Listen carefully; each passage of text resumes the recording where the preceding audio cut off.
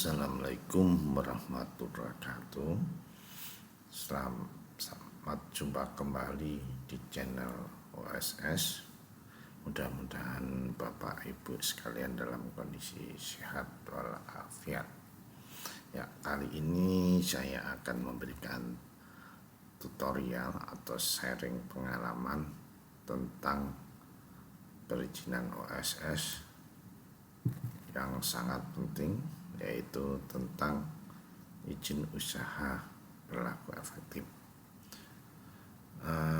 Sebagaimana Bapak Ibu ketahui bahwa izin yang paling penting adalah izin usaha berlaku efektif dan telah memenuhi komitmen, yaitu yang jadi goal atau puncak dari proses perizinan berusaha. Bagaimana kalau perusahaan Bapak Ibu sudah mengurus dan memenuhi kewajibannya, dalam artian mempunyai izin-izin yang lama, tetapi setelah Bapak Ibu memproses izin melalui OSS sudah dapat NIB, tetapi ternyata izin yang diterbitkan oleh OSS terdapat tulisan masih belum berlaku efektif atau belum berlaku efektif. Ya, ada satu hal penting yang Bapak Ibu perlu pahami dalam proses ini. Memang terjadi masa transisi, dalam artian dari proses manual perizinan sebelumnya menjadi digital. Nah, karena di sini terjadi peralihan proses perizinan, berarti Bapak Ibu harus mengikuti proses digital. Nah, pada saat dulu Bapak Ibu hanya mempunyai izin berupa kertas yang ditandatangani, sekarang berubah menjadi digital. Nah, kalau Bapak Ibu sudah mempunyai izin, berarti perizinannya sudah terpenuhi kan, tapi kenyataannya masih belum efektif. Nah, bagaimana caranya? Berarti Bapak Ibu harus mengikuti sistem OSS. Seperti apa sih OSS itu? Sehingga izin Bapak Ibu sekalian masih belum berlaku efektif. Ya, seperti inilah prosesnya nanti kita. Nah, sekarang ada satu hal yang perlu Bapak Ibu ketahui. Apakah izin yang diterbitkan sebelum OS masih berlaku? Jawabnya masih berlaku. Ya. Terus kemudian, mengapa perusahaan kami yang sudah lama beroperasi izinnya lengkap dan sudah punya NIB, tapi izin yang diterbitkan melalui OSS belum berlaku? Nah, seperti tadi saya jelaskan di awal, bahwa data perizinan proyek lama yang Bapak Ibu sudah penuhi kewajibannya belum diinput atau terdata di OSS, sehingga kalau belum terdata, ya, izin yang dikeluarkan dinyatakan belum berlaku efektif.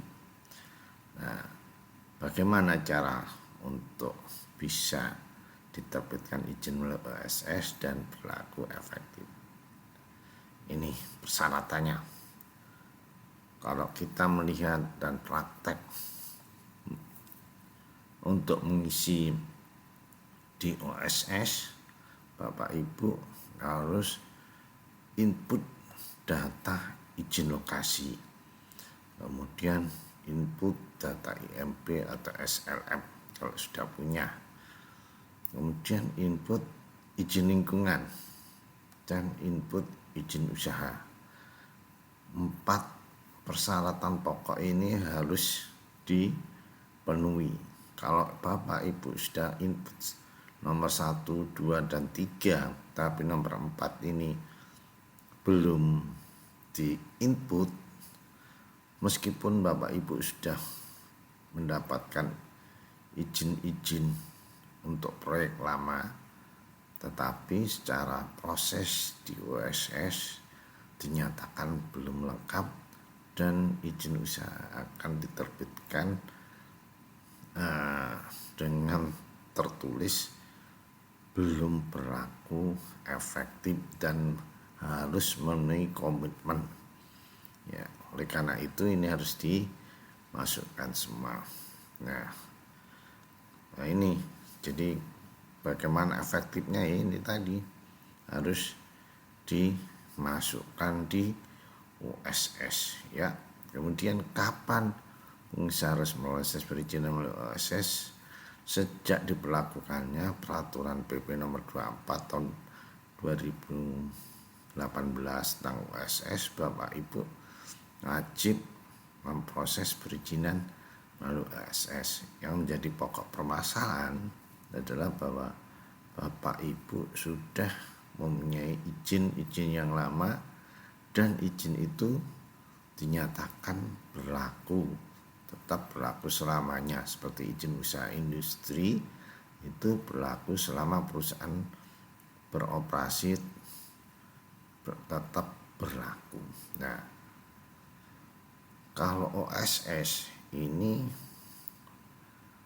dijalankan sejak adanya PP ini, efektifnya berjalan sekitar bulan Agustus 2018. Jadi 1 bulan setelah adanya PP ini, para pengusaha baru mulai mengurus izin melalui OSS. Nah, kalau ini diproses melalui ini berarti izin Bapak Ibu semuanya melalui OSS, jadi belum punya izinnya sebelumnya. Nah, tapi kalau perusahaan Bapak Ibu sudah punya, berarti tinggal input melalui OSS. Nah, sekarang bagaimana contoh untuk izin usaha yang berlaku efektif dan belum berlaku efektif atau harus memenuhi komitmen.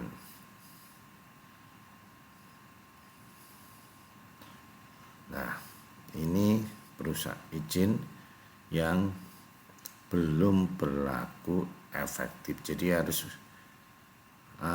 wajib menyelesaikan komitmen perizinan sesuai dengan peraturan perundang-undangan. Kalau Bapak Ibu tidak input data-data yang sudah dipunyai melalui sistem OSS, berarti dinyatakan izinnya seperti ini, belum efektif. Nah, di lampirannya jelas tertulis izinnya tidak efektif, belum memenuhi komitmen ya, belum efektif ya. Kemudian kalau Bapak Ibu sudah melampirkan dalam artian input ke data OSS, izin usaha ini berubah ya. Jadi tulisannya di sini telah memenuhi komitmen dan berlaku efektif selama pelaku usaha menjalankan usaha atau kegiatannya sesuai dengan ketentuan peraturan perundang-undangan. Nah, di sini lampirannya juga tertulis telah memenuhi komitmen dan efektif. Nah, ini yang perlu Bapak Ibu ketahui tentang izin usaha yang efektif. Nah, hal ini harus dipraktekkan Bapak Ibu. Cuman untuk praktek memang perlu waktu yang lama, sehingga kami hanya memberikan informasi pokok-pokok penting. Nanti Bapak Ibu bisa praktek sendiri di kantor untuk menyelesaikan proses perizinan OSS agar menjadi efektif. Demikian yang bisa saya sampaikan. Terima kasih atas perhatian Bapak Ibu sekalian, dan mudah-mudahan apa yang kami jelaskan bermanfaat bagi Bapak Ibu sekalian. Assalamualaikum warahmatullahi wabarakatuh.